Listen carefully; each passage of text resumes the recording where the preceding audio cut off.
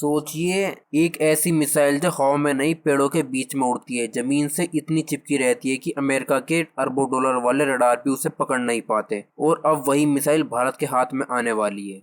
लड़ाकू विमानों में जैसे F-22 रैप्टर, F-35 का नाम लिया जाता है, वैसे ही मिसाइलों में आता है एक घातक नाम, X-69 या KS-69। ये कोई आम मिसाइल नहीं, ये है कॉम्बैट ड्रोन, यानी असली युद्ध में अपनी क्षमता साबित कर चुकी हथियार। रूस यूक्रेन जंग में इसने वो कमाल दिखाया कि अमेरिका के सबसे advance patriot air defence system तक के पसीने छूट गए। इस एयर डिफेंस सिस्टम की कीमत 1 से 1.5 अरब डॉलर है, लेकिन KS-69 ने उन्हें बेबस कर दिया। 2 साल से रूस दाग रहा है यूक्रेन पर KS-69 और आज तक एक भी मिसाइल पैट्रियोट नहीं गिरा पाया। कल्पना कीजिए, यही मिसाइल भारत के पास आने वाली है। जी हाँ, रूस ने भारत को KS-69 देने की पेशकश की है, और सिर्फ मिसाइल ही नहीं, उसकी टेक्नोलॉजी भी भारत को देने की तैयारी में है।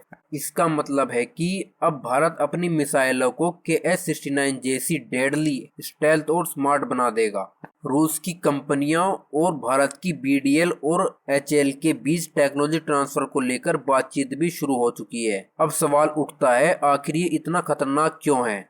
दरअसल ये एक सबसोनिक क्रूज मिसाइल है, यानी तेज नहीं, स्टेल्थी है। इसकी स्पीड सिर्फ 1000 किलोमीटर प्रति घंटा है, ताकि ये जमीन से चिपककर उड़ सके, बिल्कुल ट्री लेवल पर। रडार की नजर तक ना पड़े और हवा में ही अपना रास्ता बदल ले।